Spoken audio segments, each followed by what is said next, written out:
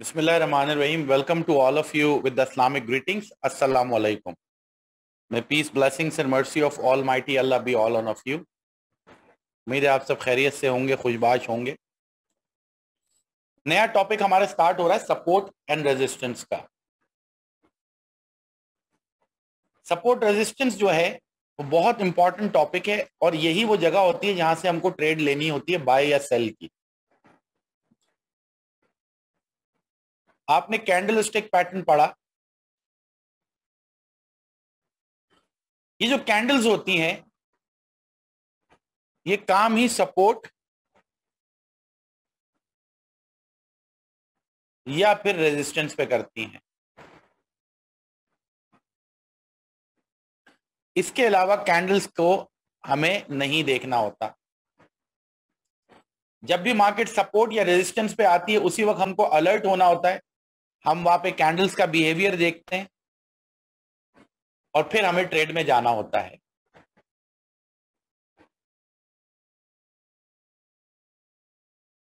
Normally जो support है वो किस तरीके से आइडेंटिफाई की जाती है?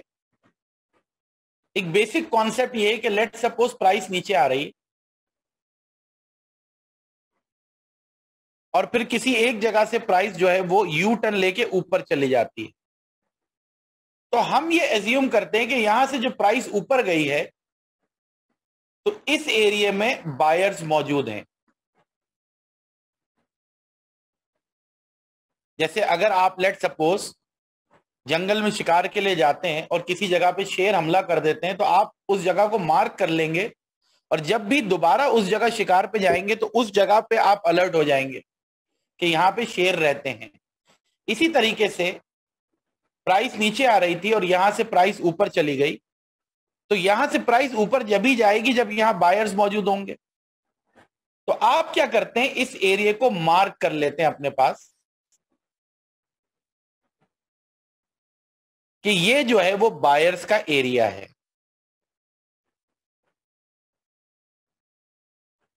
और जब दोबारा प्राइस इस एरिया में आती है तो आप अलर्ट हो जाते हैं और इन जगहों के ऊपर आप कैंडल्स को देखना शुरू करते हैं।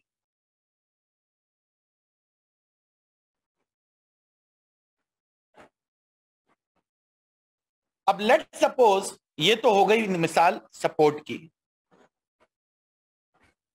अगर हम रेजिस्टेंस की बात करें तो लेट सपोज प्राइस ऊपर जा रही है और यहां से प्राइस ने यू टर्न लिया और प्राइस नीचे आ गई, तो इस यू टर्न को देखकर आप यहां ट्रेड तो नहीं ले सकते, अभी रेजिस्टेंस तो बनेगी। इस यू टर्न को देख के आपको अंदाजा होगा कि यहां से प्राइस नीचे गई है, इसका मतलब इस एरिया में सेलर्स रहते हैं।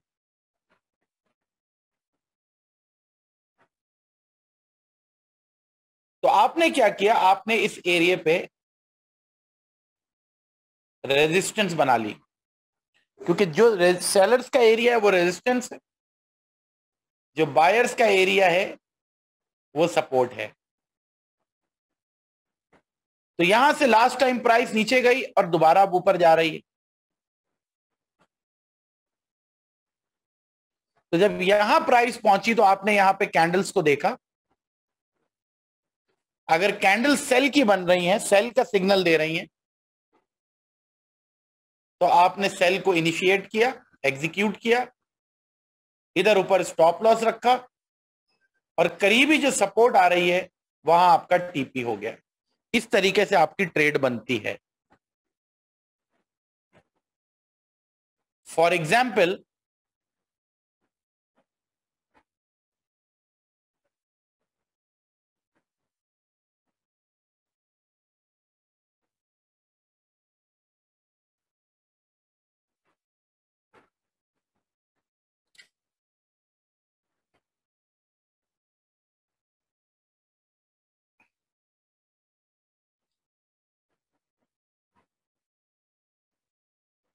मैंने यहां पे ये चार्ट ओपन किया, मैंने देखा प्राइस यहां से ऊपर जा रही है और ऊपर जाते जाते यहां से प्राइस ने एक अच्छा यू टर्न लिया नीचे। इसका मतलब यहां से जो प्राइस नीचे गई है तो जाहिर सी बात है ये सेलर्स रहते हैं, यहां बेयर्स रहते हैं, यानी सेलर्स यानी बेयर्स। तो मैंने यहां पे मार्क कर लिया कि ये बेयर्स का एरिया है।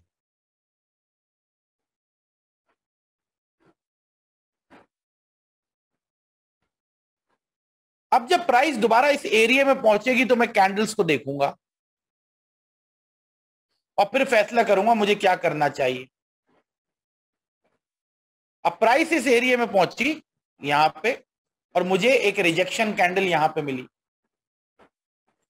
उस रिजेक्शन कैंडल के नीचे क्लोजिंग भी हो गई, तो मैंने ऊपर स्टॉप लॉस रखा और अपनी ट्रेड को करीबी सपोर्ट के लिए एग्जीक्यूट कर दिया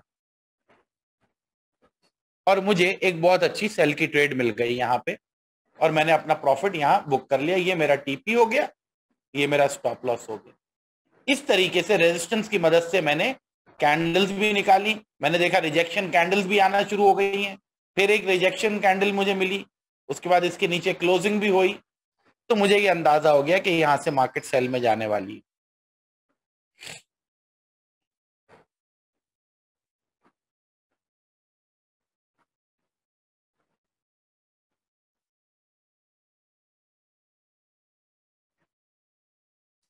फिर दोबारा मार्केट इधर पहुंची इस रेजिस्टेंस पे,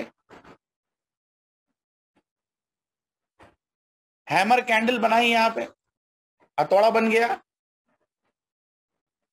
उस हथौड़े के नीचे क्लोजिंग हो गई, मैंने सेल एग्जीक्यूट कर दी, स्टॉप लॉस रख दिया और ये मेरा टीपी हिट हो गया। फिर प्राइस ने यहाँ पे फेक आउट दिया, ऊपर गई और फिर दोबारा अंदर आ गई यहां से प्राइस, खातिर कुआं कोई सिग्नल नहीं है, थोड़ा अवॉइड किया। फिर मैं यहाँ पे जब मार्केट आई तो मैंने देखा रिजेक्शन आई, फिर रिजेक्शन आई, इसकी नीचे यहाँ क्लोजिंग हो गई, मैंने यहाँ से सेल एग्जीक्यूट कर दी, ये स्टॉप लॉस रखा और अपनी ट्रेड को एग्जीक्यूट कर दिया और मुझे यहां से सेल की ट्रेड मिल गई। इस तरीके से सपोर्ट रेजिस्टेंस पे से हम बाय और सेल की एंट्रीज को तलाश करते हैं। अब इसको डिटेल में समझना पड़ेगा, इतना आसान तो नहीं है ये कोई।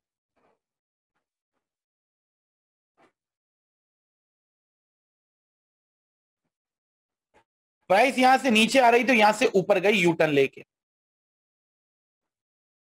मैंने इस एरिया को मार्क कर लिया अपने पास।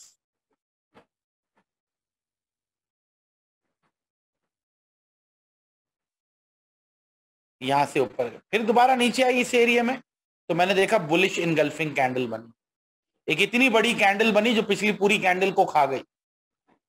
मैंने यहां से बाय की ट्रेड एग्जीक्यूट कर दी, यहां स्टॉप लॉस रख दिया और करीबी जो रेजिस्टेंस है उसके ऊपर मेरा टीपी आ गया और मैंने अपना बाय में प्रॉफिट कमा लिया।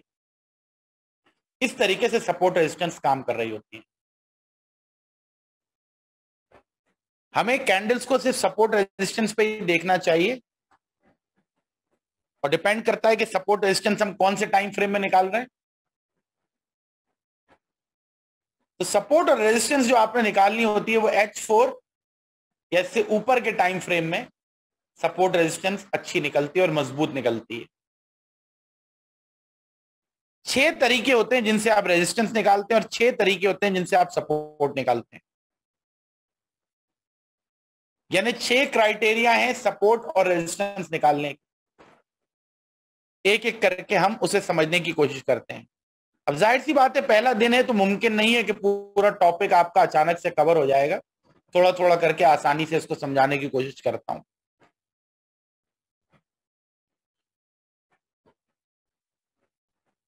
Why do we have to draw support and resistance level? क्यों हमें ड्रॉ करना होता है?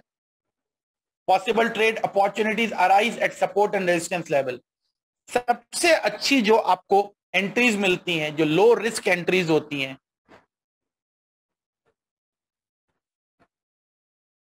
वो आपको सपोर्ट और रेजिस्टेंस के पास से ही मिलती हैं। क्योंकि मान लें ये रेजिस्टेंस है, प्राइस यहां आई, कैंडल मिली, आपने यहां से सेल ली, तो आपका स्टॉप लॉस बहुत छोटा होगा और टीपी आपका बड़ा होगा। तो लो रिस्क एंट्रीज वो होती हैं जिसमें स्टॉप लॉस छोटा होता है और स्टॉप लॉस हमेशा रेजिस्टेंस के ऊपर आता है और सपोर्ट के नीचे आता है, क्योंकि सपोर्ट में हम बाय की ट्रेड में लेंगे ट्रेड, तो स्टॉप लॉस नीचे आता है। रेजिस्टेंस में हम सेल करते हैं, रेजिस्टेंस पे से स्टॉप लॉस ऊपर आता है।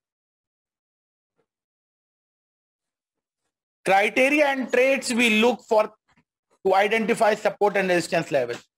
6 क्राइटेरिया हैं सपोर्ट और रेजिस्टेंस निकालने के। आइए पहला क्राइटेरिया आपको बताता हूं। पहला क्राइटेरिया है swing highs and swing lows. Swing का मतलब क्या है? प्राइस ऐसे ऊपर जा रही है और यू टर्न लिया तो ये एक स्विंग हो गया। फिर प्राइस यहां से ऊपर गई तो ये एक स्विंग हो गया। फिर प्राइस यहां से नीचे आई तो ये एक स्विंग हो गया। फिर प्राइस यहां से ऊपर गई तो ये एक स्विंग हो गया। फिर प्राइस यहां से नीचे आई तो ये एक स्विंग हो गया। फिर प्राइस यहां से मुड़ी तो ये एक स्विंग हो गया। फिर प्राइस यहां से मुड़ी तो ये एक स्विंग हो गया। फिर प्राइस यहां से मुड़ी तो ये एक स्विंग हो गया। तो ये जो यू टर्न्स हैं इनको हम स्विंग्स कहते हैं फॉरेक्स में। पहला तरीका, जो पहला क्राइटेरिया है, 6 तरह की रेजिस्टेंस होती है और 6 तरह की सपोर्ट होती है। तो पहले क्राइटेरिया के मुताबिक पहली रेजिस्टेंस और सपोर्ट कैसी होती है?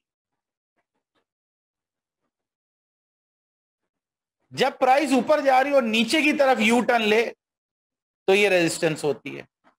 प्राइस नीचे जा रही है और ऊपर की तरफ यू टर्न ले तो सपोर्ट होती है। लेकिन हर यू टर्न सपोर्ट और रेजिस्टेंस नहीं होता। 6 क्राइटेरिया में से जिस क्राइटेरिया पे यू टर्न जो है, ये जो स्विंग है, ये पूरा उतरता है, वो सपोर्ट एंड रेजिस्टेंस होती है। वरना मार्केट में तो यू टर्न बनते ही रहते हैं। यू टर्न्स बनते ही रहते हैं, तो हर U turn support and resistance नहीं होता। जो 6 क्राइटेरिया है उन पे जो पूरा उतर रहा होता है वो सपोर्ट एंड रेजिस्टेंस होती है। पहला क्राइटेरिया स्विंग हाई और स्विंग लो, यानी कि जो हाईएस्ट स्विंग होगा और लोएस्ट स्विंग होगा वो हमारी सपोर्ट एंड रेजिस्टेंस हो जाएगी। हम जब काम करते हैं तो हमें 3 रेजिस्टेंस निकालनी होती है चार्ट में और 3 सपोर्ट निकालनी होती है। अगर ये वाली रेजिस्टेंस ब्रेक हो जाए तो ये वाली से मार्केट पे नीचे आएगी, यानी ये R1, R2 और R3। R1 ब्रेक हो जाए तो R2 से मार्केट नीचे आएगी, R2 भी ब्रेक हो जाए तो R3 से नीचे आएगी, R3 भी ब्रेक हो जाए तो ट्रेंड ही चेंज हो जाएगा। हमें कैसे पता चलेगा कहां से नीचे आएगी? कैंडल्स हमको बताएंगी। इसी तरीके से मार्केट नीचे आ रही है, या तो सपोर्ट 1 से ऊपर जाएगी, या सपोर्ट 2 से, या सपोर्ट 3 से। यहां कैंडल सिग्नल देती है तो यहां से ऊपर चली जाएगी। यहां सिग्नल नहीं मिला, ये ब्रेक हो गई तो यहां से ऊपर चली जाएगी। ये ब्रेक हो गई तो या तो यहां से ऊपर जाएगी। इसलिए 3 रेजिस्टेंस 3 सपोर्ट निकालनी होती है चार्ट में ट्रेडिंग करने के लिए। और H4 के टाइम फ्रेम में हमने ये काम करना होता है, या इससे ऊपर time frame. Swing high swing low से क्या मुराद है? देखिए ये एक स्विंग है, ये भी एक स्विंग है, ये भी एक स्विंग है और ये भी एक स्विंग है, ठीक है। इन तीनों स्विंग पे से मार्केट नीचे आई है, तो इसको मैं कहता हूं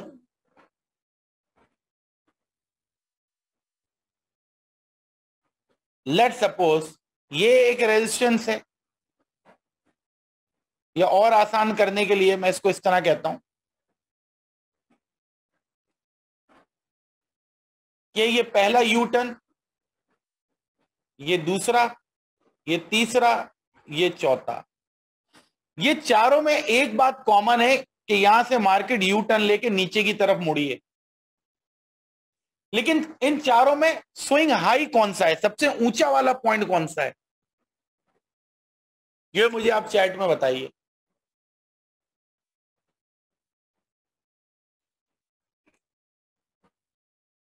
नंबर लिखे हुए ना, नंबर से आपको बताना होगा।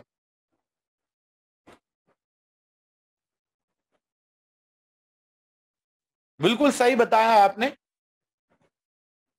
नंबर 2 जो है ये स्विंग हाई है। तो ये मेरी रेजिस्टेंस हो गई पहले क्राइटेरिया के मुताबिक।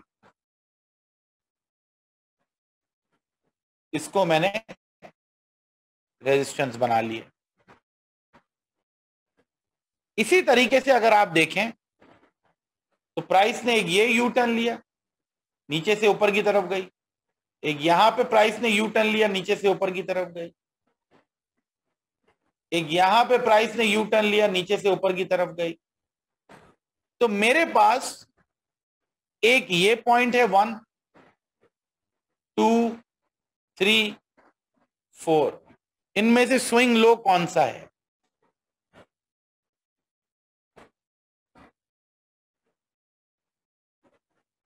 सबसे नीचे वाला स्विंग कौन सा है इनमें से?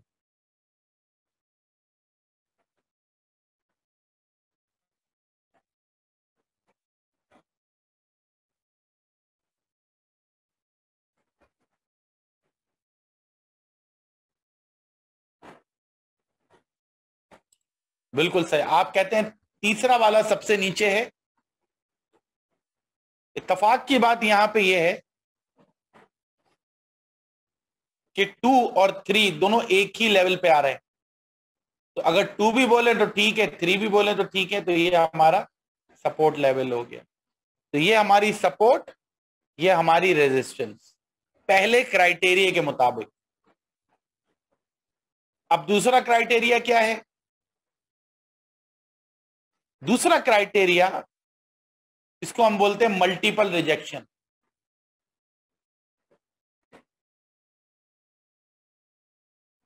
जब एक ही जगह से प्राइस एक से ज्यादा दफा रिजेक्ट हो जाए तो वो भी बहुत अच्छी रेजिस्टेंस का काम करती है। लेट सपोज प्राइस यहां से ऊपर जा रही है, रिजेक्शन लेके नीचे आ गई, फिर ऊपर गई और सेम उसी जगह से नीचे आ गई। तो 2 दफा प्राइस यहां से नीचे आ गई तो ये बड़ी स्ट्रॉन्ग रेजिस्टेंस बन गई। यानी यहां पे जो बेयर्स हैं वो बड़े स्ट्रॉन्ग हैं, 2 दफा उन्होंने मार्केट को एक ही जगह से नीचे फेंक दिया। सोने पे सुहागा, तीसरी बार भी नीचे फेंक दिया। तब जब चौथी दफा प्राइस इधर गई तो आपको पता है रेजिस्टेंस एरिया है। आपने यहां पे बेयरिश इनगल्फिंग कैंडल देखी और यहां से सेल कर दिया और ये स्टॉप लॉस रख दिया और प्राइस नीचे चली गई। तो जब एक से ज्यादा दफा प्राइस किसी जगह से नीचे आ जाए यू टर्न लेके, स्विंग लेके, तो वो भी रेजिस्टेंस होती है।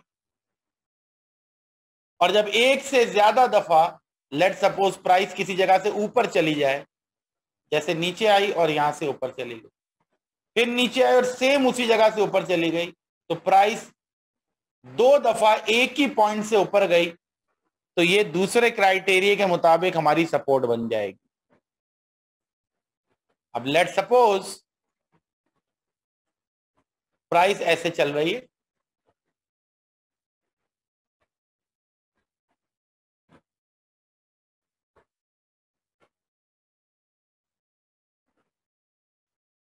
तो इस सारे खेल में जो सबसे हाई स्विंग है वो तो ये हो गया, तो ये हमारी एक रेजिस्टेंस बन गई। इन पॉइंट से प्राइस 2 दफा रिजेक्ट हुई है और नीचे आई है, तो एक ये हमारी रेजिस्टेंस हो गई। इस तरह हमने अपने चार्ट में 2 रेजिस्टेंस निकाल ली। अब जब मार्केट ऊपर जाएगी तो या तो ये वाली रेजिस्टेंस से हमें सेल की ट्रेड मिलेगी, और इसे क्रॉस कर गई तो ये वाली रेजिस्टेंस से हमको सेल की ट्रेड मिलेगी। तो हम 2 रेजिस्टेंस निकालने में कामयाब हो गए। एक क्राइटेरिया 2 से निकल आई और एक क्राइटेरिया 1 से निकल आई। इसी तरीके से लेट सपोज प्राइस ने यहां से यू टर्न लिया और ऊपर जा रही प्राइस, फिर नीचे आई प्राइस और ऊपर चली गई, फिर नीचे आई और उसी जगह से ऊपर चली गई। तो क्राइटेरिया 1 के मुताबिक ये सबसे लोएस्ट स्विंग है, सबसे नीचे है ये स्विंग। तो ये एक सपोर्ट एरिया हो गया हमारा, और ये एक ऐसा एरिया है जहां से 2 दफा प्राइस एक ही जगह से ऊपर गई है, तो ये भी हमारा एक सपोर्ट एरिया हो गया। अब जब घूम के प्राइस जब कभी दोबारा इधर आएगी इन 2 जगहों पे, तो हम बाय की ट्रेड के लिए अलर्ट हो जाएंगे, कैंडल्स देखेंगे। इसके अलावा जो भी मार्केट कर रही है वो हम नहीं देखेंगे। जब इन 2 जगहों पे मार्केट आएगी तो हम अलर्ट हो जाएंगे। तो ये मल्टीपल रिजेक्शन वाला क्राइटेरिया हो गया, एक से ज्यादा दफा जब प्राइस किसी एक ही जगह से यू टर्न ले ले तो ये सेकंड क्राइटेरिया है। Criteria number 3, the level should be obvious. इसका मतलब ये हुआ कि प्राइस नीचे आ रही है और किसी एक जगह से बहुत बड़ा बाउंस ले लेती है प्राइस ऊपर, तो ये ऑब्वियस हो गया कि इस जगह पे बुल्स मौजूद हैं, तभी तो इतना ऊपर निकली मार्केट यहां से, तो ये हमारी सपोर्ट बन जाती है। अब मान लो यहां से मार्केट बहुत ज्यादा नीचे आए तो ऑब्वियसली इस जगह पे बेयर्स मौजूद है, तो बहुत यहां से ऊपर गई तो 100% बुल्स मौजूद है, और बुल्स ही तो मार्केट को ऊपर लेके गए इतना। बहुत ज्यादा नीचे आई तो रेजिस्टेंस हो गई यहां से, ऑब्वियस है। तो ये तीसरा क्राइटेरिया हो गया कि जिस जगह से प्राइस बहुत ज्यादा ऊपर जाती है लंबे टाइम तक या नीचे जाती है तो ऑब्वियस हो जाता है कि उन जगहों पे बुल्स और बेयर मौजूद है। उन जगहों को बस मार्क करें और इंतजार करें दोबारा मार्केट उधर आए, कैंडल्स देखें और ट्रेड लें। चौथा क्राइटेरिया है the move away was drastic,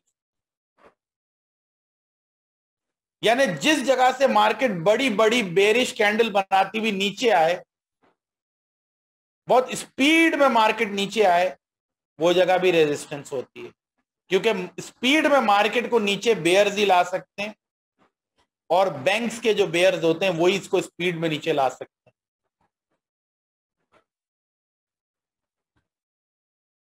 लिहाजा ये जो है वो बहुत स्ट्रॉन्ग रेजिस्टेंस हो जाती है। और मान लो यहां से प्राइस स्पीड में ऊपर जाए बड़ी बड़ी बुलिश कैंडल बनाते हुए, तो ये सपोर्ट एरिया हो जाए। तो जहां से ड्रास्टिक बहुत स्पीड में मूव हो प्राइस का, बड़ी बड़ी कैंडल बना के मार्केट नीचे या ऊपर जाए, वो भी हमारा सपोर्ट और रेजिस्टेंस एरिया। जहां से स्पीड में नीचे जाए वो रेजिस्टेंस, जहां से स्पीड में ऊपर जाए वो सपोर्ट।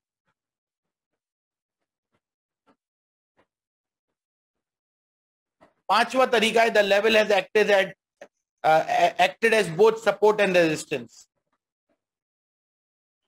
पांचवे से पहले मैं आपको छठा पढ़ा देता हूं, फिर पांचवे को पढ़ाऊंगा, क्योंकि पांचवा सब में सबसे इंपॉर्टेंट है। मतलब पांचवा 6 के 6 में जो पांचवा वाली तरीके से सपोर्ट एंड रेजिस्टेंस बनती है वो सबसे ज्यादा मजबूत होती है, सबसे ज्यादा मजबूत होती है। तो मैं आपको पहले छठा बता देता हूं। छठा सबसे आसान है, जो आखिरी देखें, एक ये यू टर्न है, एक ये यू टर्न है, एक ये यू टर्न है, एक ये यू टर्न। इसमें जो आखिरी यू टर्न है जिससे प्राइस नीचे गई है वो ये वाला है, तो ये रेजिस्टेंस। लास्ट यू टर्न जो होता है नीचे की तरफ वो रेजिस्टेंस होती है, और लास्ट यू टर्न ऊपर की तरफ सपोर्ट होती है। जैसे फॉर एग्जाम्पल अगर मैं चार्ट ओपन करूं आपके सामने,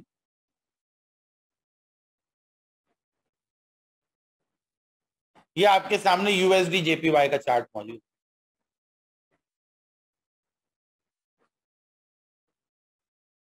इसमें ये भी एक यू टर्न है, ये भी है, ये भी है, ये भी है, ये भी है, लेकिन लास्ट वाला ये है। यहां से लास्ट प्राइस नीचे गई है तो ये रेजिस्टेंस एरिया हो गया। लास्ट ऊपर की तरफ यू टर्न ये वाला है तो ये सपोर्ट हो। जो लास्ट यू टर्न्स होते हैं वो भी सपोर्ट और रेजिस्टेंस होते हैं। आइए अब सबसे इंपॉर्टेंट जो तरीका है उसको हम जो है वो सीखते हैं।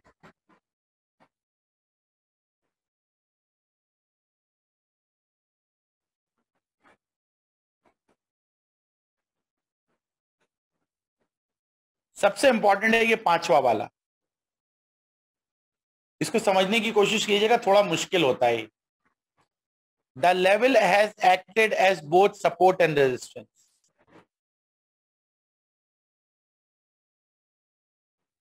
मार्केट नीचे आ रही है और नीचे आके मार्केट ने यू टर्न लिया और बहुत ऊपर चली गई, तो ऑब्वियस हो गया कि ये एक सपोर्ट लेवल है, आपने इसको ड्रॉ कर लिया। अब मार्केट दोबारा नीचे आ रही है और दोबारा नीचे आके मार्केट ने सपोर्ट को रिस्पेक्ट नहीं दिया और इससे नीचे चली गई। अब जब मार्केट इस एरिया से नीचे चली गई तो ये सपोर्ट ब्रेक हो गई, और जब ये सपोर्ट ब्रेक हो जाती है तो ये सपोर्ट नहीं रहती, ये ऑटोमेटिकली रेजिस्टेंस बन जाती है। यानी अब इस जगह से हमने बाय नहीं सेल ढूंढनी होगी, क्योंकि रेजिस्टेंस बन गई है और रेजिस्टेंस पे से हमेशा सेल ढूंढी जाती है। अब जब मार्केट दोबारा ऊपर गई यहां पे, और यहां पे आपको कैंडल्स मिली सेल की, तो आप यहां से सेल करेंगे और यहां स्टॉप लॉस रख देंगे। दोबारा आपको समझाता हूं।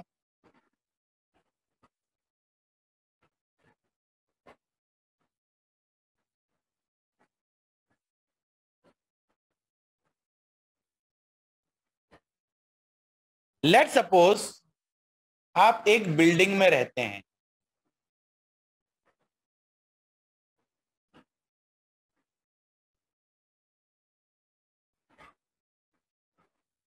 आप बिल्डिंग में रहते हैं, ये है ग्राउंड फ्लोर, ये है फर्स्ट फ्लोर, ये है सेकंड फ्लोर और ये है थर्ड फ्लोर। आप बिल्डिंग में रहते हैं सेकंड फ्लोर के ऊपर।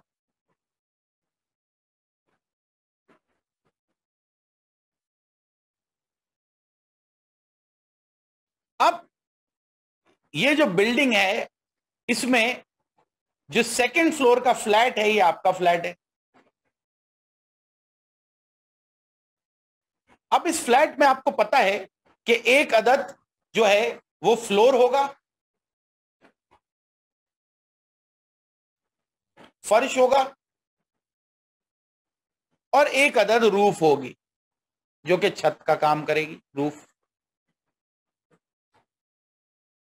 अब अगर आपने ऊपर जंप लगानी है तो आप कहां से सपोर्ट लेके जंप लगाओगे? मैसेज में बताओ मुझे। उस जगह पे सपोर्ट लिए बिना आप ऊपर जंप लगा ही नहीं सकते।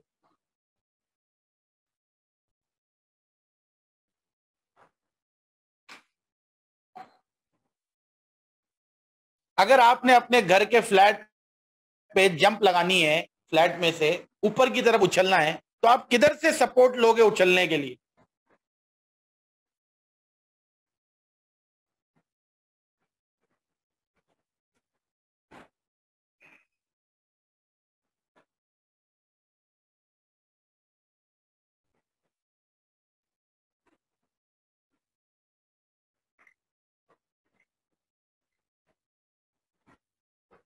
मिसाल के तौर पे अभी आप जहां भी बैठे हुए ये क्लास ले रहे हैं, थोड़ी देर के लिए अगर आप फ्लोर पे खड़े हो जाए फॉर एग्जाम्पल, और आपने ऊपर की तरफ उछलना है, समझ लें कि ऊपर एक मक्खी उड़ रही है, मच्छर उड़ रहा है, आपने उछल के मुट्ठी मच्छर को करना है, मारना है, तो ऊपर उछलने के लिए आप किधर से सपोर्ट लोगे?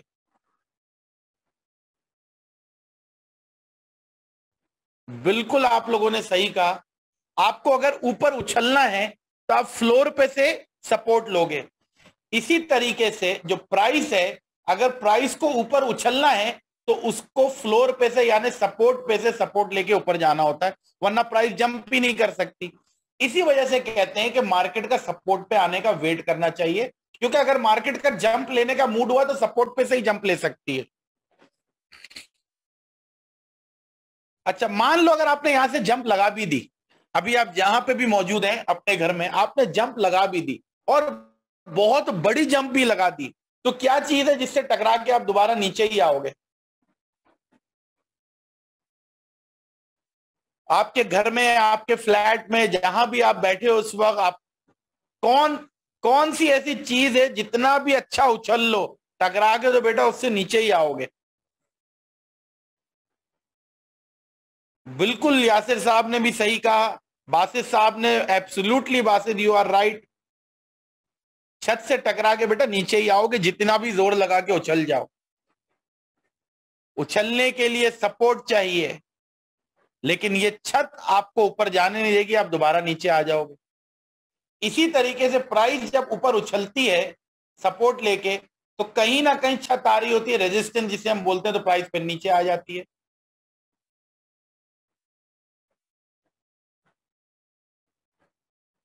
अब मान लो कि आपने कुछ ऐसा खा लिया कि आप बन गए हल्क। हल्क एक कैरेक्टर है, आपने गालिबन देखा होगा, मूवीज में भी होता है, कार्टून्स में भी। ग्रीन कलर का बड़ा ताकतवर आदमी होता है वो। अब आप बन गए हल्क और आपने अपने फ्लोर पे जंप लगाई, सपोर्ट ली, जोर जोर से फ्लोर के ऊपर आपने पांव मारे और आपने इस फ्लोर को तोड़ दिया और आप नीचे वाले फर्स्ट फ्लोर पे आ गए।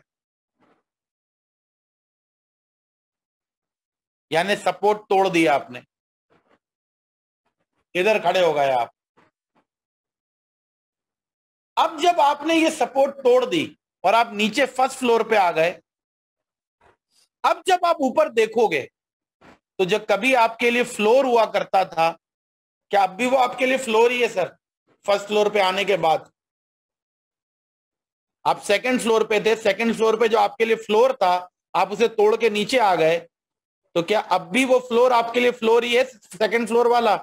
बिल्कुल भी नहीं, वो अब आपके लिए छत बन चुकी है। बिल्कुल इसी तरीके से ये एक सपोर्ट है, प्राइस इधर आई, जंप नहीं कर पाई और ताकत से प्राइस ने इसको तोड़ दिया, तो अब सपोर्ट जो थी वो सपोर्ट नहीं रही, जो फ्लोर था वो फ्लोर नहीं रहा, वो रूफ बन गई यहां पे। इसी तरह सपोर्ट सपोर्ट नहीं रही, वो रेजिस्टेंस बन गई। अब अगर प्राइस उछलेगी, यानी आप उछलोगे, तो आप इधर से टकरा के नीचे आ जाओगे। इसी तरह अगर प्राइस उछलेगी तो यहां से टकरा के नीचे आ जाएगी।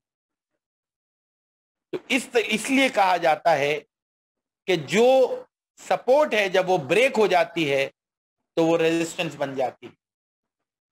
Let's take another example.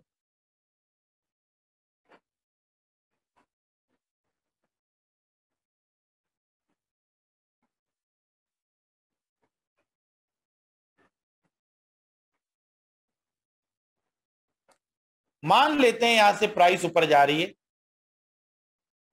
Price यहां से नीचे आई, फिर ऊपर गई और यहां से नीचे आ गई। दो दफा प्राइस एक ही जगह से रिजेक्ट हुई, तो क्राइटेरिया नंबर 2 के मुताबिक मैंने इसको रेजिस्टेंस बना लिया। प्राइस फिर यहां आई, इस रेजिस्टेंस को रिस्पेक्ट नहीं दी और पूरे मोमेंटम के साथ इसको ब्रेक कर दिया, यानी रेजिस्टेंस टूट गई, ब्रेक हो गई। अब जब रेजिस्टेंस ब्रेक हो गई तो ये रेजिस्टेंस नहीं रही, क्योंकि ब्रेक हो चुकी, इसकी इसकी जो जीस्ट थी रेजिस्टेंस की वो ब्रेक हो गई। अब ये सपोर्ट बन चुकी है। अब जब मार्केट इधर आएगी तो मार्केट सपोर्ट का काम करेगी इस जगह पे, यानी प्राइस सपोर्ट का काम कर रही है यहां, और यहां से बाउंस लेके ऊपर चली। बिल्कुल इसी तरीके से जिस तरीके से अभी आप देखें, ये आपकी बिल्डिंग है, मान लें आप यहां मौजूद हैं, ये है फ्लोर और ये है रूफ। आप हल्क बन गए, इतना ताकत से आप उछले कि ये रूफ को तोड़ते हुए आप सीधा जाके खड़े हो गए ऊपर वाले फ्लोर पे। तो ये जो रूफ थी, अब ये रूफ नहीं रहेगी, आपके लिए फ्लोर बन जाएगा। बिल्कुल इसी तरीके से मार्केट ने रेजिस्टेंस को ब्रेक किया, तो ये जो रेजिस्टेंस थी अब ये सपोर्ट बन जाएगी और यहां से आप बाई की एंट्री तलाश करेंगे। माजी में जो सपोर्ट हो और वो ब्रेक होकर रेजिस्टेंस बन जाए तो सबसे स्ट्रॉन्ग रेजिस्टेंस होती है। माजी में जो रेजिस्टेंस हो और ब्रेक होके वो सपोर्ट बन जाए तो सबसे स्ट्रॉन्ग सपोर्ट होती है। आओ कुछ एग्जाम्पल्स देखते हैं इसकी, क्योंकि हमने डिटेल में इस टॉपिक को पढ़ना है। आज ओवरव्यू देंगे, कल इसको डिटेल में समझेंगे।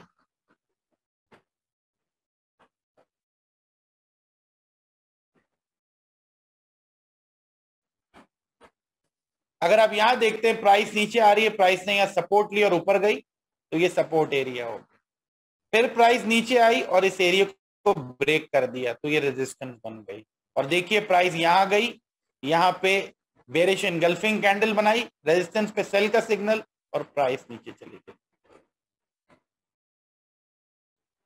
तो सपोर्ट ब्रेक हुई तो बन गई रेजिस्टेंस। प्राइस यहां से ऊपर गई, नीचे आई, ऊपर गई, नीचे आई, तो ये स्ट्रॉन्ग रेजिस्टेंस बन गई। और फिर हुआ कुछ ऐसे कि ये रेजिस्टेंस ब्रेक हो गई। यहां पे जैसी ये ब्रेक हुई, ये बन गई हमारी सपोर्ट।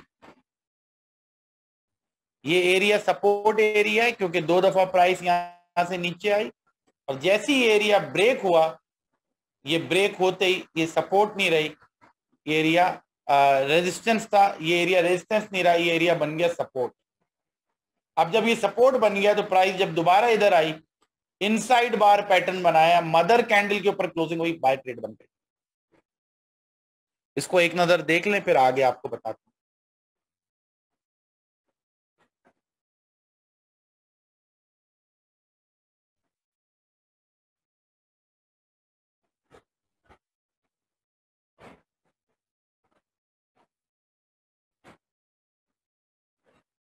अब चार्ट में चलते हैं और उसको देखते हैं।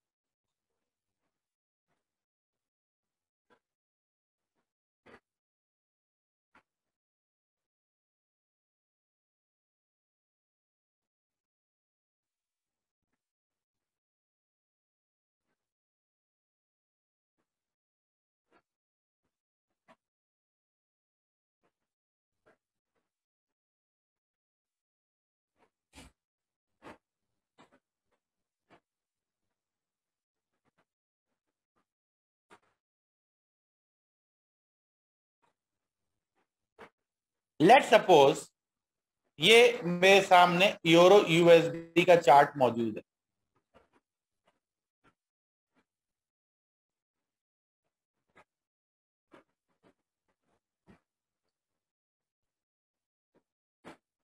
प्राइस यहां से ऊपर गई,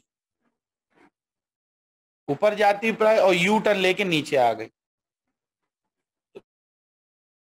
इस जगह पे बेयर्स मौजूद हैं, मैंने इस जगह को मार्क कर लिया। जब प्राइस दोबारा इधर आई तो मुझे यहां पे बेरिश इनगल्फिंग कैंडल मिली, स्टॉप लॉस रखा और सेल की ट्रेड एग्जीक्यूट कर दी।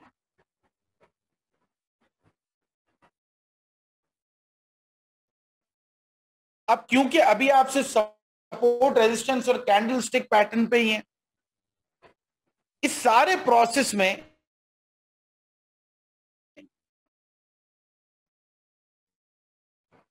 तो सबसे इंपॉर्टेंट बड़ा जरूरी है, because trend is your friend. आपको मालूम होना चाहिए कि इस वक्त अप ट्रेंड चल रहा है या अप ट्रेंड चेंज होकर डाउन ट्रेंड स्टार्ट हो गया है, आपको मालूम होना बड़ा जरूरी है। फॉरेक्स में वो इंसान मुस्तकिल पैसा कमा ही नहीं सकता जिसको ट्रेंड का नहीं मालूम। जिस इंसान को ट्रेंड का मालूम है वो सारी जिंदगी पैसा बनाएगा फॉरेक्स में, क्योंकि जितनी भी चीजें आप सीख लें आखिर में काम वो ट्रेंड की डायरेक्शन में ही करती हैं। इसका मतलब ये हुआ कि मार्केट अगर डाउन ट्रेंड में है तो हमने सिर्फ सेल की ट्रेड देखनी होती है, बाय की ट्रेड पे हमें बटन लगा देना है, यानी टेप लगा देना उस बटन के ऊपर, हम सिर्फ सेल की ट्रेड लिया करेंगे। जब मार्केट अप ट्रेंड में होगी तो हम सिर्फ बाय की ट्रेड लिया करेंगे। तो ट्रेंड कैसे निकालते हैं ये आगे टॉपिक है, बहुत एडवांस टॉपिक होता है ये। अभी लेवल 1 खत्म होगा, फिर लेवल 2 है, लेवल 3 में ट्रेंड आएगा आपका। तो लिहाजा जब तक आप सीख रहे हैं आपने रियल अकाउंट पे खुद ट्रेड नहीं लेनी है, ये मैं आपको बार बार इंटीमेशन दे रहा हूं। क्योंकि होता ये पाकिस्तान में जब लोगों को फॉरेक्स आती नहीं है तो लोगों के पास पैसा होता है और आड़ी टेढ़ी ट्रेडे करके रियल अकाउंट पे वो पैसा जाया कर देते हैं, और जब फॉरेक्स आ जाती है तो पैसा नहीं होता। पहले फॉरेक्स नहीं आती होती, पैसा होता है, पैसा उड़ा देते हैं गलत ट्रेड लेके, फिर जब फॉरेक्स आ जाती है तो पैसा नहीं होता। तो फिर कमाएं कैसे? कमाने के लिए मैंने आपको अपने स्टूडेंट्स के एक सिग्नल ग्रुप में ऐड कराया भाई, अच्छे बच्चे हैं वो, बहुत आपके लिए काम करते हैं, एक्स्ट्रा अपना प्रीमियम ग्रुप छोड़ छोड़ के आपको ट्रेड दे रहे होते हैं। उनके पास सारे मोटे मोटे कॉर्पोरेट क्लाइंट्स हैं, उनको वो सर्विसेज दे रहे होते हैं अपने सिग्नल्स के थ्रू, लेकिन आपको आपके लिए एक बैच बनाया हुआ उन्होंने अलग से, उसमें आपको वो थोड़े थोड़े सिग्नल दे देते हैं अपने प्रीमियम ग्रुप में से। आराम से सुकून से अगर आप उस ग्रुप को फॉलो करते रहो ना, देखो हमारा 1 मंथ का जो टारगेट है वो 10% से लेके 15%। कोई भी शख्स अगर 3 महीने तक 10% से 15% प्रॉफिट निकालता है स्टॉप लॉस और टीपी के साथ 3 महीने तक, लोग बोरियों का मुंह खोल के आपके सामने खड़े हो जाएंगे दौलत लेके कि भाई हमें 3% प्रॉफिट महीने का दे दो, खुदा के लिए हमारा पैसा मैनेज कर दो। आपने बोलना है भाई जरूरत नहीं है, आप अपने पास ही रख लो अपना पैसा, अपने ही पैसे पे ट्रेड कमाने के 4 तरीके होते हैं।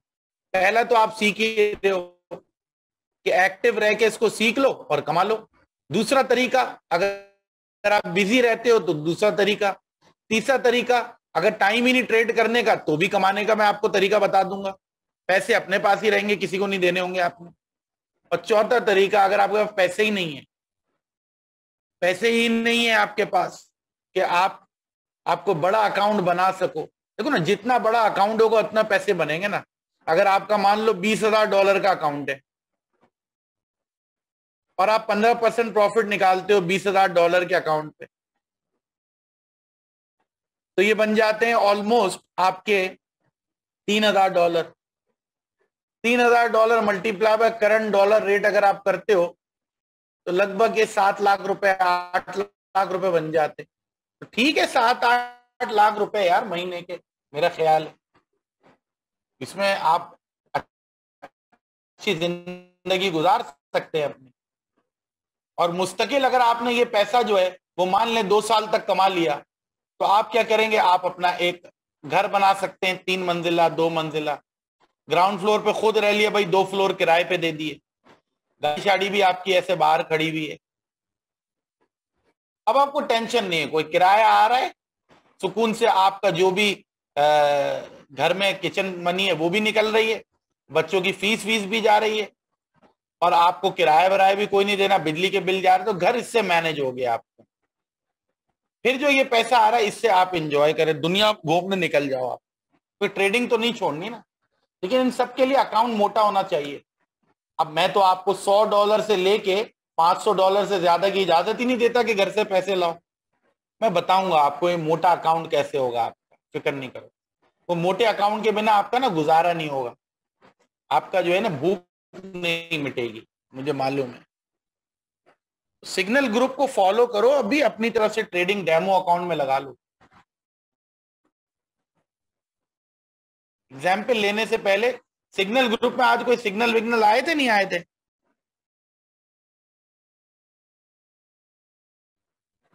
आपने ट्रेड ली थी आज सिग्नल ग्रुप में, कोई सिग्नल विग्नल आए थे? तो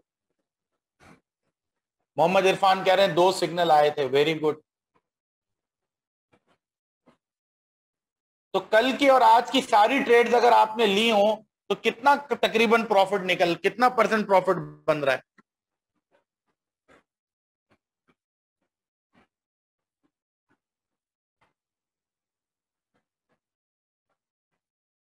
आयशा अंसारी कह रही हैं यस सर, यस। आप अगर इनकी सारी ट्रेड्स लो ना तो आपको ना 22 दिन में 10% प्रॉफिट कमाना है। मैं गारंटी से कह सकता हूं, इतने तेज हैं ये लड़के जिन्होंने मुझसे 2.5 साल पहले पढ़ा था। ये आपका ना 4 से 5 दिन या 10 दिन में ही ना 15% पूरा करवा देंगे। बस 10 दिन में 15% पूरा हो जाए, फिर आप ट्रेड मत करना, आप मोबाइल रख देना, रियल अकाउंट पे ट्रेड नहीं करना, डेमो पे करना। फिर टारगेट पूरा हो गया, ट्रेड करके करना क्या है। मोहम्मद इरफान कहते हैं मेरा $5.5 हुआ है। कितने वाले अकाउंट पे? $100 वाले? $5.5 $1,000 वाले अकाउंट पे 0.0 नहीं नहीं नहीं नहीं, आप लॉट साइज गलत रख रहे हैं। $1,000 वाले अकाउंट पे लॉट साइज 0.10 होना चाहिए आपका। 0.02 1000 वाले पे तो बहुत ऊंट के मुंह में जीरा दे रहे हैं आप तो। $1,000 वाले अकाउंट पे 0.10 का लॉट साइज होना चाहिए। $3.47 बासित कहते हैं। बासित ने आज से सिग्नल लिए होंगे, कल वाले शायद नहीं लिए होंगे। कल वाले और आज वाले सारे सिग्नल अगर आप इनके लेते तो अच्छे खासे बड़े प्रॉफिट में आप सब होते। अच्छा, आप कहते हैं मल्टीपल सिग्नल होते हैं, हाँ ठीक है, लेकिन इनका जो सिग्नल आ रहा है आप 0.10 से ले लिया करें। बासित कहते हैं sir I received all yesterday on demo otherwise 0.1। ठीक हो गया, वेरी गुड। सिग्नल्स को फॉलो करें ताकि पैसे आपके बनते रहें। मैं एक दफा आपको लॉट साइज बता देता हूं। $100 का अगर आपका अकाउंट है तो 0.01 का आपने लॉट लगाना है। 200 का अगर आपका अकाउंट है 0.02, 300 का अगर अकाउंट है सो ऑन 0.03, 500 का है तो 0.05, $1000 का अगर आपका अकाउंट है तो 0.10 की ट्रेड आपने लेनी है। $1000 पे 0.10 बड़ा मासूम सा लॉट साइज होता है, कुछ भी नहीं होता आपके अकाउंट को, सुकून से आप लगाइए।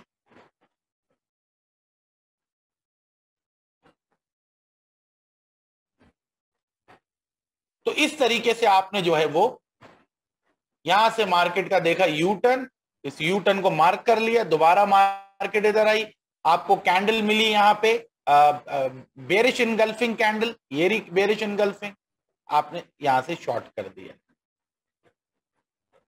अब आपने देखा कि मार्केट डाउन ट्रेंड में जा चुकी है, अब आपने सिर्फ सेल की ट्रेड लेनी होगी यहां से, ठीक है। अब सेल की ट्रेड आपने लेनी है डाउन ट्रेंड में खाली, तो आपको चाहिए रेजिस्टेंस, और बेहतरीन रेजिस्टेंस कौन सी होती है, जो पहले सपोर्ट हो और सपोर्ट ब्रेक हो जाए तो वो रेजिस्टेंस बन जाए, ये सबसे बेहतरीन रेजिस्टेंस होती है। फॉर एग्जाम्पल मैंने ये देखा कि प्राइस यहां से नीचे आ रही है, यहां से प्राइस ऊपर उठी, तो ये एक सपोर्ट एरिया हो गया मेरे लिए, मैंने इसको मार्क कर लिया अपने।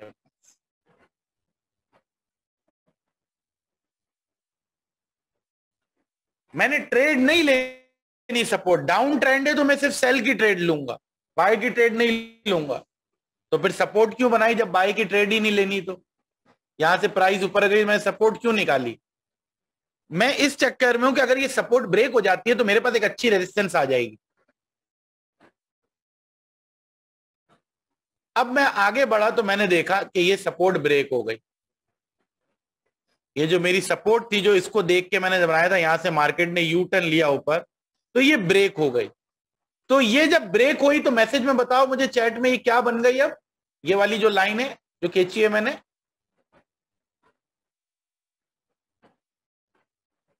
सारे लिखो शाबाश, क्या बन गई है?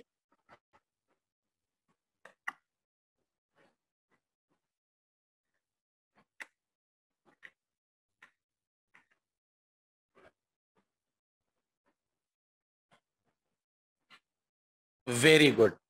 और मैंने आपको बताया है कि जितनी भी सपोर्ट एंड रेजिस्टेंस है उनमें सबसे मजबूत वो वाली होती है रेजिस्टेंस जो कभी सपोर्ट हो और ब्रेक हो के रेजिस्टेंस बन जाए। और देखो ये सारा काम मैं कर किस में रहा हूं, मैं डे 1 के टाइम फ्रेम में कर रहा हूं, क्योंकि डे 1 और H4 की जो सपोर्ट एंड रेजिस्टेंस होती है वही काम की होती है, उधर से बड़ी बड़ी ट्रेड्स मिल जाती हैं। तो सबसे पहले मैंने ट्रेंड देखा, मैंने देखा मार्केट डाउन ट्रेंड में चली गई है, और कौन से टाइम फ्रेम में? डे 1 के टाइम फ्रेम में डाउन ट्रेंड में। इसका मतलब ये हुआ क्या, अब ये सालों साल तक लंबे टाइम तक डाउन ट्रेंड में रहेगा यूरो यूएसडी। तो जब इसने रहना ही डाउन ट्रेंड में तो मैं सिर्फ सेल की ट्रेड लूंगा। तो सेल की ट्रेड क्या मैं कहीं से भी ले लूं? नहीं, सेल की ट्रेड में लूंगा रेजिस्टेंस के पास से। तो सबसे मजबूत रेजिस्टेंस कौन सी होती है? जो पास्ट में सपोर्ट हो और ब्रेक होने के बाद रेजिस्टेंस बन जाए। ये कुछ असूल हैं जो आपके पास लिखे होने चाहिए।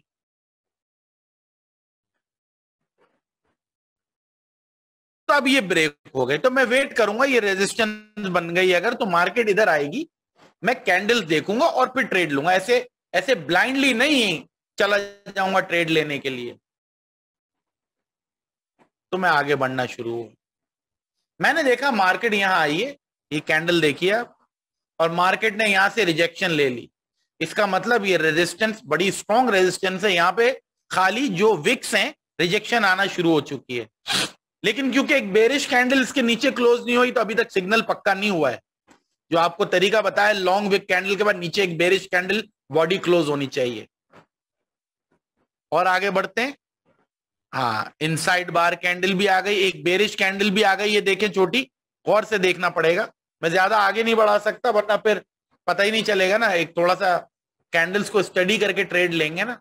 हो सकता है एसएल भी हिट हो जाए, कोई मसले की बात नहीं है, एसएल भी हिट होते हैं, लेकिन टीपी हमारा इतना बड़ा होगा, एसएल छोटा होगा कि हम 4 ट्रेड लेंगे, अगर 2 का एसएल हिट हुआ 2 का टीपी तो भी हम प्रॉफिट में होंगे।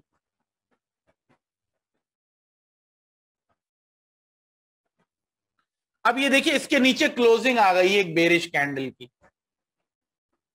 तो मुझे क्या करना चाहिए यहां पे, चैट में बताइए।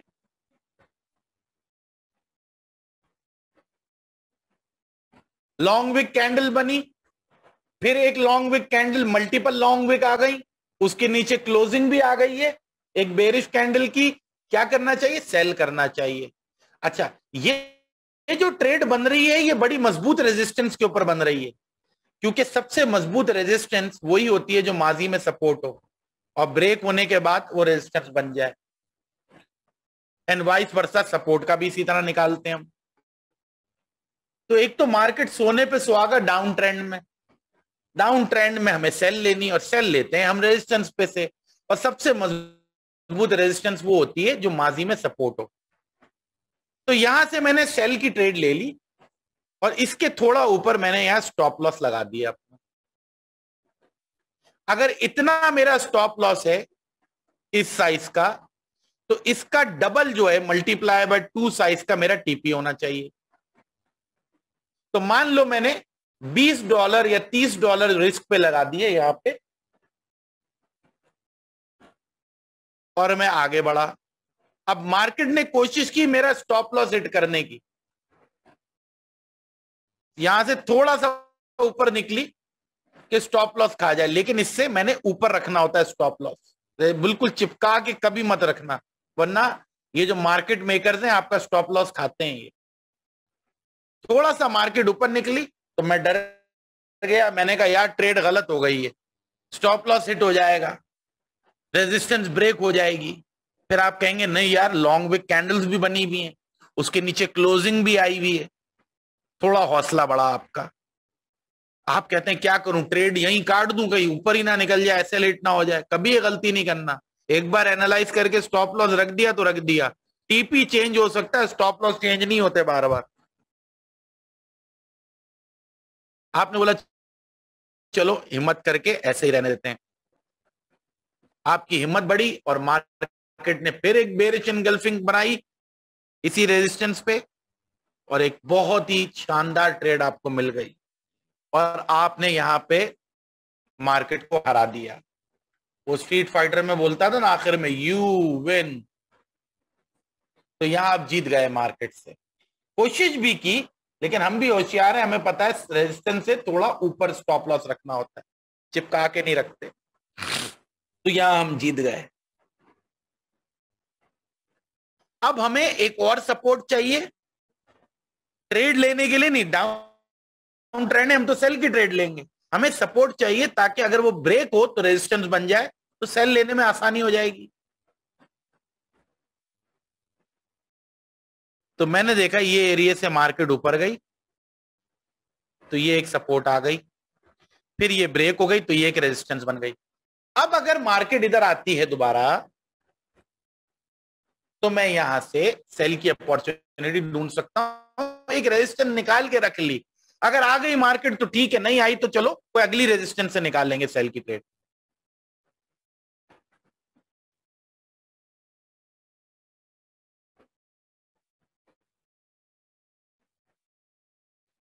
मार्केट इस एरिया के पास आई, इस एरिया के पास आई, और इससे पहले ही थोड़ा सा पहले आपको लॉन्ग विक कैंडल्स देना शुरू कर दी, रिजेक्शन देना शुरू कर दी, इसके नीचे क्लोजिंग आ गई और यहां से आपने सेल की ट्रेड एग्जीक्यूट। क्योंकि होता यह है कि जब आप रेजिस्टेंस ड्रॉ करते हैं या सपोर्ट ड्रॉ करते हैं तो 3 चीजें होती हैं, या तो मार्केट एग्जैक्ट रेजिस्टेंस को टच करके नीचे आएगी, या इसको क्रॉस करने के बाद स्टॉप लॉस हिट करती है, फिर नीचे आएगी, थोड़ा सा फेक आउट जिसे हम कहते हैं, या फिर इसके पास जाएगी और वो देखेगी यहाँ पे लोग अलर्ट बैठे हुए हैं पेंडिंग ऑर्डर लगा के सेल के लिए, तो उससे पहले ही मुड़ जाती है। ये 3 काम होते हैं। तो आपको कैंडल्स देखनी होती हैं और उस पर आपको इस रेजिस्टेंस के पास से ट्रेड लेनी होती है। अब मजीद हम आगे बढ़ते हैं। अब हमने यहां पे ये देखा कि हमारे पास एक और आ गया, यहां से मार्केट ऊपर गई, तो बाई की ट्रेड लेने के लिए नहीं, डाउन ट्रेंड है, अगर ये ब्रेक हो गई तो सबसे इंपॉर्टेंट रेजिस्टेंस भी यही बनेगी।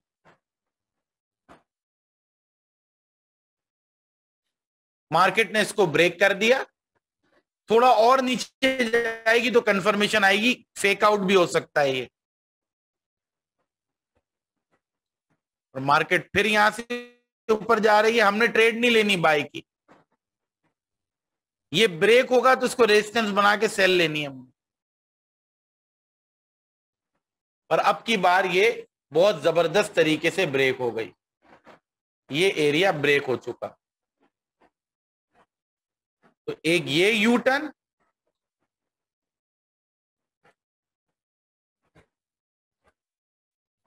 और एक ये यू टर्न, ये दोनों ब्रेक हो चुके। ये दोनों एरियाज ब्रेक हो चुके हैं यहां पे। तो ये दोनों मेरे लिए क्या बन गए, ये पूरा एरिया क्या बन गया मेरे लिए, जोन रेजिस्टेंस बन गया। यहां से ऊपर गई थी तो सपोर्ट था, यहां से ऊपर गई थी तो सपोर्ट था, और माशाल्लाह ये दोनों ही ब्रेक हो चुके, तो ये मेरे लिए बहुत स्ट्रॉन्ग रेजिस्टेंस एरिया बन गया। अब जब मार्केट इधर आएगी तो मैं सेल की एंट्री तलाश करूं। आप बोले सर यहां से आपने बाय क्यों नहीं ली जब ये सपोर्ट थी, ये बाय क्यों नहीं किया आपने सेरी? क्योंकि डाउन ट्रेंड में सिर्फ सेल की ट्रेड ली जाती है, तो इसका मतलब है सर ट्रेंड तो सबसे इंपॉर्टेंट हो गया। ऐसा ही है, ट्रेंड सबसे ज्यादा इंपॉर्टेंट होता है, उसी डायरेक्शन में ट्रेड लेनी होती है। अब हम आगे बढ़े और हमने देखा यहां पे हमको इनसाइड बार पैटर्न मिल गया। जैसे ही मदर कैंडल के नीचे क्लोजिंग होगी हम सेल की ट्रेड ले लेंगे। रेजिस्टेंस के ऊपर इनसाइड बार पैटर्न आ गया है। अभी तक मदर कैंडल के नीचे क्लोजिंग नहीं हुई, आप देख सकते हैं। दोबारा उस रेजिस्टेंस पे मार्केट गई, फिर दोबारा इनसाइड बार पैटर्न बना दिया। यहां पे देख लो, मदर कैंडल के नीचे बेरिश बॉडी क्लोज होनी चाहिए। अभी तक यहां भी बेरिश बॉडी क्लोज नहीं हुई, ट्रेड नहीं बनी है। फिर मार्केट उस रेजिस्टेंस पे चली गई और उस रेजिस्टेंस पे आके अब की बार सबसे ताकतवर पैटर्न बना दिया, जिसकी कंफर्मेशन भी नहीं चाहिए। कौन सा पैटर्न बना यहां पे, मैसेज चैट में बताओ मुझे। वो सारा काम उसी रेजिस्टेंस पे रहा है। ये जो सर्कल किया है ये कौन सा पैटर्न है? मोहम्मद इरफान कहते हैं मोमेंटम, वेरी गुड। और बताइए, इसके 2 नाम बताए थे आपको मैंने, एक और बड़ा पावरफुल नाम है इनगल्फिंग कैंडल है। एक इतनी बड़ी बेरिश कैंडल जो पिछली बुलिश कैंडल को खा गई। पूरी पिछली आप देखें ग्रीन कैंडल, सर्कल में देखें ग्रीन कैंडल है, एक रेड कैंडल है। रेड कैंडल ने पूरा कवर कर लिया ग्रीन कैंडल को, तो it's a bearish engulfing candle. बस अब मजीद कंफर्मेशन की जरूरत नहीं है, आप सेल में जा सकते हैं। यहां से आपने यहां से सेल की ट्रेड एग्जीक्यूट, इसके ऊपर थोड़ा स्टॉप लॉस रखा और आप यहां से मजीद नीचे की तरफ ट्रेड लगाएंगे। अच्छा, मोहम्मद इरफान कहते हैं थोड़ा कंफ्यूज कर रहा है, कैसे सवाल करें, कैसे कंफ्यूज, क्या कंफ्यूजन है?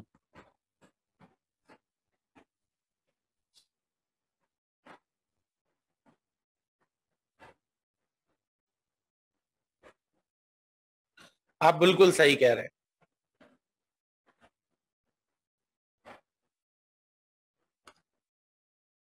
ये पूरा एक एरिया है, इस एरिया में यानी ये एक रेजिस्टेंस है, ये एक रेजिस्टेंस है। यहां पे जब मार्केट आई तो इनसाइड बार पैटर्न बना, तो मदर कैंडल के नीचे नहीं गई तो सेल की ट्रेड ही नहीं बनी। जब बनी नहीं तो आप छोड़ दें, ट्रेड नहीं लिया आपने। फिर यहां पे इनसाइड बार पैटर्न बना, मदर कैंडल के नीचे विक्स हैं, बॉडी क्लोज नहीं हुई, फिर दोबारा ट्रेड नहीं बनी तो छोड़ दें, ट्रेड ही ना लें। फिर मार्केट इस रेजिस्टेंस से थोड़ा ऊपर निकली और इस रेजिस्टेंस पे आ गई और बेरिश इनगल्फिंग कैंडल बना दी। अब तो कंफर्मेशन आ गई, कंफर्मेशन की भी जरूरत नहीं है, आपने यहां से सेल एग्जीक्यूट की और आपको एक बहुत धमाकेदार किस्म की सेल मिल गई। यहां से मार्केट रिजेक्ट हुई, लेकिन इनगल्फिंग जो इनसाइड बार पैटर्न की मदर कैंडल है उसके नीचे क्लोजिंग ही नहीं हुई। यहां इनसाइड बार कैंडल है, इसके नीचे क्लोजिंग ही नहीं हुई बॉडी। यहां बेरिश इनगल्फिंग है, तो आपने सेल किया, स्टॉप लॉस रखा और आपको सेल की ट्रेड मिल गई। उसके बाद मजीद जब हम आगे बढ़े तो हमने देखा कि यहां से मार्केट ऊपर गई है, तो ये एक सपोर्ट एरिया हो गया, और जब ये एरिया पूरा का पूरा ब्रेक हो गया तो ये एरिया पूरा का पूरा बन गया। एक मार्केट ने यहां से ऊपर की तरफ मूव लिया और एक मार्केट ने यहां से ऊपर की तरफ मूव लिया, तो ये पूरा एरिया यहां से जो ऊपर गया और यहां से ऊपर गया, ये मेरा रेजिस्टेंस जोन हो गया क्योंकि ब्रेक हो चुका है। अब जब मार्केट इधर आएगी तो मैं कैंडल देखूंगा और सेल की ट्रेड लूंगा। मार्केट उधर आई, बेरिश कैंडल्स बनना शुरू हो गई हैं,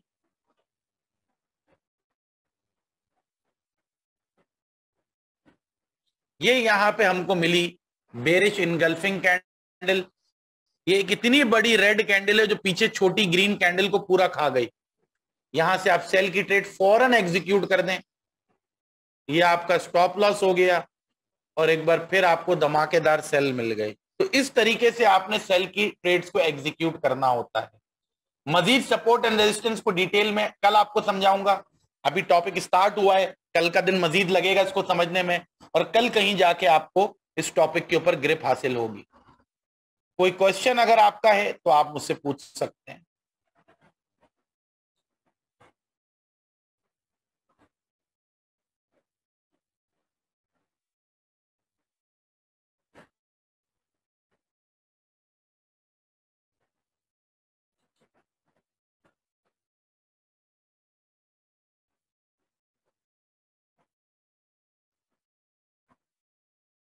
क्वेश्चन कोई नहीं है आपका?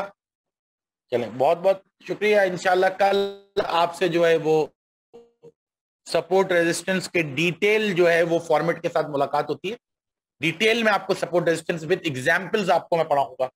आज ओवरव्यू दिया है, कल बहुत डिटेल में जाएंगे हम सपोर्ट रेजिस्टेंस की। देख तो आपने लिया ही है मार्केट में किस तरह जो सपोर्ट ब्रेक होकर रेजिस्टेंस बन रही है, कितना अच्छा काम कर रही है वो, और सारे जो सपोर्ट रेजिस्टेंस हैं उन सबकी कलम प्रैक्टिस करेंगे। फी अमान अल्लाह, अल्लाह हाफिज।